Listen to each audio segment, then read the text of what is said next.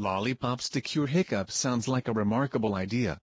Although you may think that such a novel invention was perpetrated by 24 highly educated, well-compensated scientists inside an elaborate think tank somewhere in the Midwest, you'd be wrong. This particular creation was crafted by 13-year-old Manchester, Connecticut girl Mallory Kievman.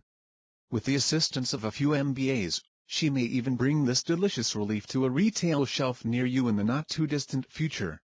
The secret to Kievman's success: apple cider vinegar and extra sugar, a recipe she concocted in the family kitchen. Once the lollipop hits the market, it will fall into the group known as nutraceuticals, which, essentially, is a consumable foodstuff that produces healthy benefits. The upside of these products is that they usually generate little to no side effects, a sharp contrast to the concerns traditional pharmaceuticals can cause.